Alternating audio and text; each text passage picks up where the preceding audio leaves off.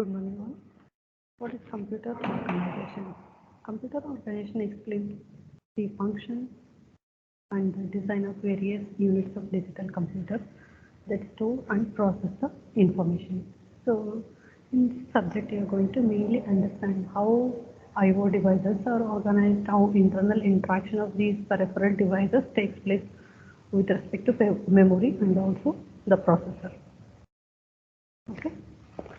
We'll start with module 1. Module 1 mainly covers about the basic structure of computers, basic operational concept, bus structure, and importantly you are going to learn how to measure the performance of the computer using the standard performance equation and also uh, performance measurement. Then we'll be focusing on assembly language instructions, how to write the what is instructions, what are the important memory operation it takes place. Okay, you will be able to, at the end of this chapter, you will be able to write a assembly language, small assembly language programs.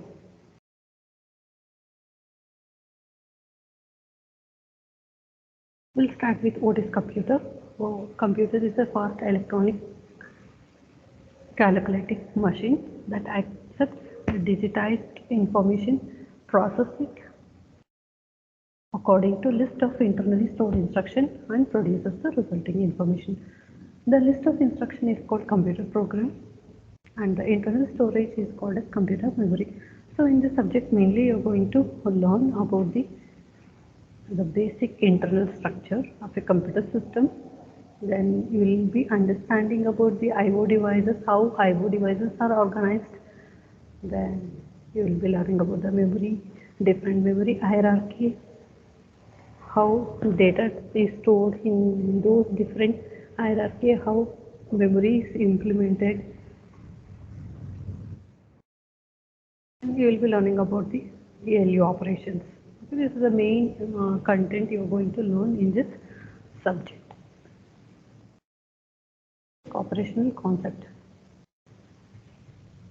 We'll start with what are the operations takes place in computer system. What are the steps it is going to go through to perform those basic operations? We'll understand. Activity in a computer is governed by set of instructions. So this is machine level language program. So you already know that C program is high level language program. So in this subject you will be able to write, understand, write the assembly language programs. To perform the task, an appropriate program consisting of list of instructions is stored in the memory. Individual instructions are brought from the memory into the processor which executes the specified operation. Always the processor is not going to store the complete program. The complete program it is stored in the memory. Each time the processor is going to request a particular instruction or the data and that is transferred from memory to the processor. Then processor is going to execute that instruction.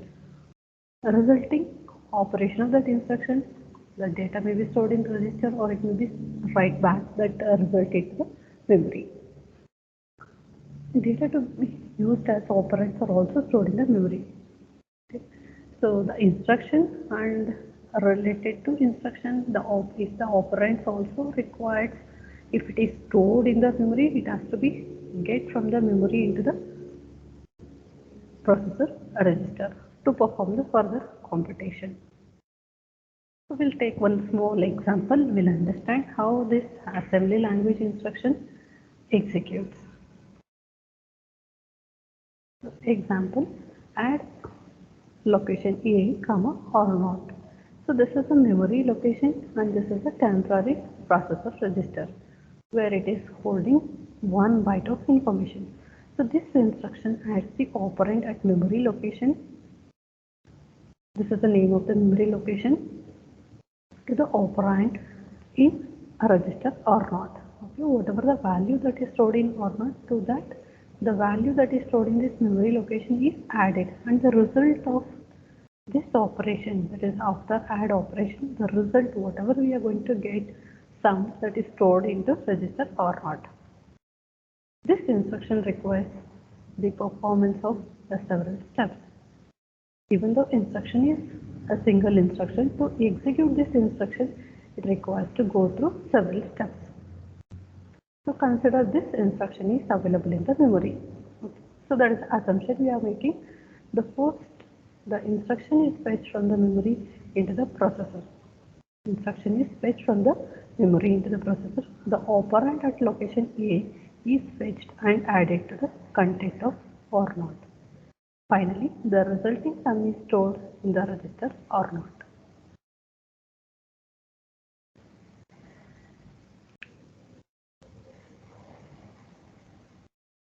So this instruction can be written in different ways.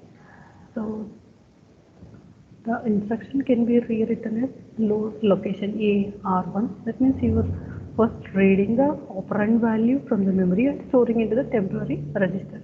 And that register you are going to make use of for performing the add operation, add R1, R0.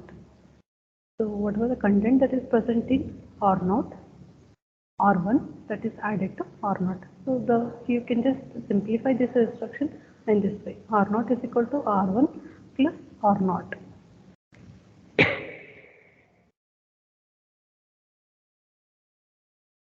So this instruction separating the memory read operation and also ALU operation. It is not combined, and that was combined in this example. So where it is required to perform memory operation and also ALU operation, and that is just simplified using these two instructions.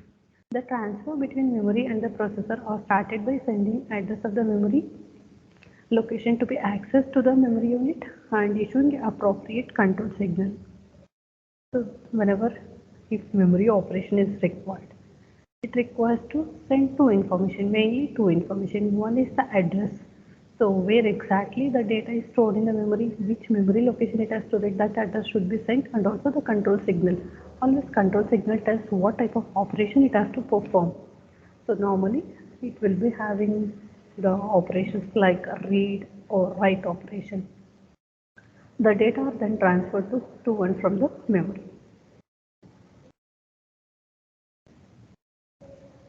This is a diagram that shows how the connection can be established between the processor and memory with the help of some standard registers.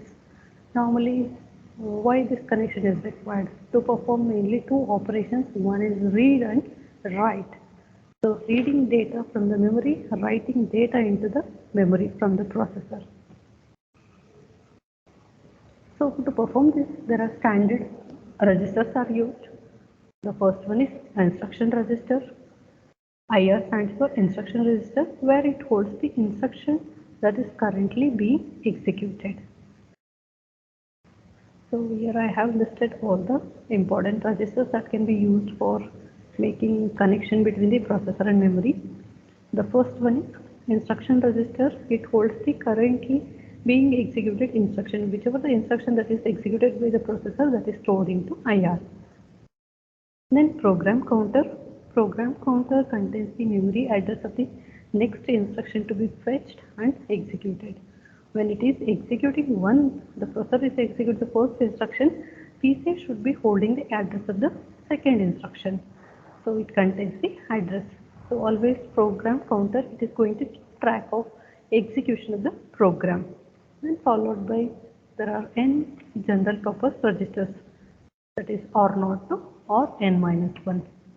So these general purpose registers can be used for performing or storing the values temporarily. And there are mainly two more registers. One is MAR and another one is MDR. So these two registers are mainly used to communicate or directly interact with the memory from the processor.